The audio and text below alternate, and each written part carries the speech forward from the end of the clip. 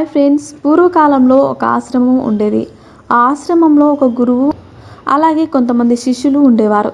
ఆ గురువు గారు ఎంతో మహాజ్ఞాని. అందువల్ల అతని దగ్గర శిష్యులుగా ఎంతోమంది వచ్చేవారు. అలా వచ్చిన వారిని ఆ గురువు గారు ఒకరోజు రాత్రి శ్మశానంలో గడిపి వస్తే అప్పుడే మిమ్మల్ని శిష్యులుగా స్వీకరిస్తానని చెప్పేవారు.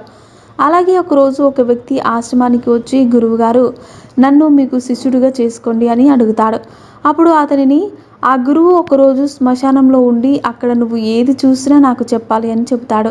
అది విని అతడు ఆశ్చర్యపోయి, గురువుగారు మధ్యాహ్నం అయితే పర్వాలేదు కానీ రాత్రిపూట శ్మశానంలో భూతాలు ఉంటాయని అంటాడు. అది విని గురువుగారు నువ్వు ఎప్పుడైనా భూతాలను చూసావా అని అడుగుతాడు. అప్పుడు అతను నేను చూడలేదు, చాలామంది చెబుతుంటే విన్నాను అని అంటాడు. అప్పుడు ఆ గురువుగారు ఒకరోజు నువ్వు శ్మశానంలో ఉంటే అసలు భూతాలు ఉంటాయో లేదో తెలుస్తాయి కదా, ఒకవేళ అక్కడ భూతాలు కనిపిస్తే అవి ఏం చేస్తాయి, అలాగే అవి ఏం తింటాయి అని అడిగి తెలుసుకో. ఒకవేళ భూతాలు లేకపోతే శ్మశానంలో రాత్రిపూట భూతాలు ఉండవు అనే విషయం నీకు తెలుస్తుంది కదా, నీ ప్రాణాలకు ఎటువంటి హాని జరగదని గురువు అతనితో చెబుతాడు. అప్పుడు అతడు గురువుగారు చెప్పినట్టుగానే శ్మశానం దగ్గరికి వెళ్ళడానికి ఒప్పుకుంటాడు. అప్పుడు ఆ గురువు అతనిని ఈరోజు రాత్రికి మా ఆశ్రమంలోనే ఉండి రేపు ఉదయం నువ్వు శ్మశానానికి వెళ్ళు అని చెప్తాడు. ఆ తర్వాత కొంతమంది శిష్యులను పిలిచి, మీరు ఇతని శ్మశానానికి వెళ్ళినప్పుడు అతని వెనకాల వెళ్ళండి, అతడు ఏం చేస్తున్నాడో గమనించండి, కానీ అతనికి మాత్రం మీరు కనబడకండి అని చెబుతాడు. ఆ మరుసటి రోజు అతను వచ్చి గురువుగారితో చెప్పి శ్మశానానికి వెళ్తాడు. అతని వెనకాలే గురువుగారి శిష్యులు కూడా అతనికి కనబడకుండా శ్మశానానికి వెళ్తారు. అలా అతను ఒక రోజు మొత్తం శ్మశానంలో ఉండి మరుసటి రోజు గురువుగారి దగ్గరికి వచ్చి తాను శ్మశానంలో చూసిన విషయాలను ఇలా చెప్తాడు.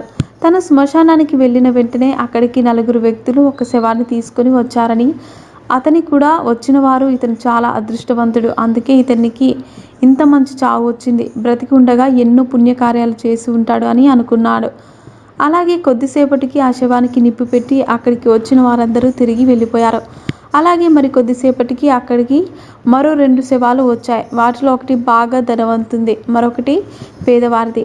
ధనవంతుల శవం కూడా చాలామంది వ్యక్తులు వచ్చారు. అలాగే పేదవారి శవాన్ని చాలా సాదాసీదాగా తీసుకొచ్చారు. ధనవంతుడు చితిని గంధపు చెక్కలతో పేర్చారు. అలాగే పేదవాడి చితికి సాదాసీదా చెక్కలతో పేర్చి ముందుగా ధనవంతుడి శవాన్ని కాల్చి ఆ తర్వాత పేదవాడి శవానికి నిప్పు పెట్టారు. ఆ తర్వాత ఒక స్త్రీ శవాన్ని తీసుకొచ్చారు. ఆమె భర్త ఆమె శవానికి నిప్పంటించి ఆమె కోసం ఏడుస్తున్నాడు. ఆ తర్వాత ఇంకెవరూ శ్మశానానికి రాలేదు. ఆ రోజు రాత్రంతా అక్కడే ఉండి అప్పుడే మీ దగ్గరికి వచ్చానని అన్నాడు. అప్పుడు గురువు అతడిని నీకు శ్మశానంలో భూతాలు ఏమీ కనబడలేదా అని అడిగాడు. అప్పుడు అతను నాకు అటువంటివి ఏమీ కనబడలేదని, నాలో నేనే భయపడ్డాను అని చెప్పాడు. అప్పుడు ఆ గురువు అతన్ని ఈరోజు రాత్రి ఆశ్రమంలోనే ఉండి రేపు ఉదయం మరియు రేపు రాత్రి శ్మశానానికి మళ్ళీ వెళ్ళమని చెబుతాడు. అప్పుడు అతను మళ్ళీ ఎందుకని అడగ్గా ఆ గురువు నువ్వు తెలుసుకోవాల్సిన విషయం ఇంకా ఉందని, నీవు రేపు రాత్రి శ్మశానంలో ఉంటే అది నీకే తెలుస్తుందని అంటాడు. అలా అతను గురువుగారు చెప్పినట్టుగానే ఆ మరుసటి రోజు శ్మశానానికి వెళ్ళి ఆ రోజు పగలు రాత్రి అక్కడే ఉండి మరుసటి రోజు గురువు దగ్గరికి వస్తాడు. అలా వచ్చిన ఆ వ్యక్తి కళ్ళల్లో అతడు ఏదో తెలుసుకున్నాడని ఆనందం అతని కళ్ళల్లో గురువుగారికి కనిపిస్తుంది. అప్పుడు గురువు ఆ వ్యక్తిని నువ్వు తెలుసుకోవాల్సిన విషయాన్ని తెలుసుకున్నావా అని అన్నాడు. అప్పుడు అతను తెలుసుకున్నానని చెప్పగా ఏం తెలుసుకున్నావని గురువుగారు అడిగారు. అప్పుడు అతను శ్మశానంలో సాయంత్రం సమయంలో నన్ను పాడి మీద పడుకోబెట్టుకొని కొంతమంది తీసుకొని వస్తున్నారు. నా తండ్రి చితి పట్టుకొని నా ముందు నడుస్తున్నాడు. అలాగే కొంతమంది నాపై పువ్వులను చల్లుతున్నారు. అలాగే నా తండ్రి మరియు నా తమ్ముడు ఎక్కువగా దుఃఖిస్తున్నారు. ఆ తర్వాత నా శవాన్ని పాడి మీద పడుకోబెట్టారు. ఇదంతా నేను పాడి మీద పడుకొని చూస్తున్నాను, కానీ నేను మాత్రం దాని మీద నుంచి పైకి లేవలేకపోతున్నాను.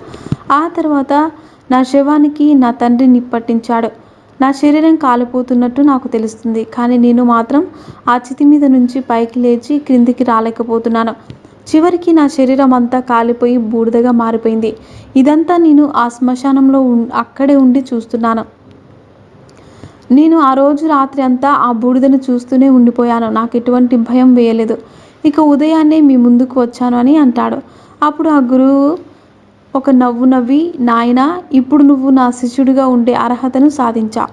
నేను ఏమైతే నువ్వు తెలుసుకోవాలని నిన్ను శ్మశానానికి పంపించానో దానిని నువ్వు తెలుసుకున్నావు. అలాగే నాయన, నువ్వు జీవితంలో ఏది శాశ్వతం కాదనే విషయాన్ని గుర్తుపెట్టుకో.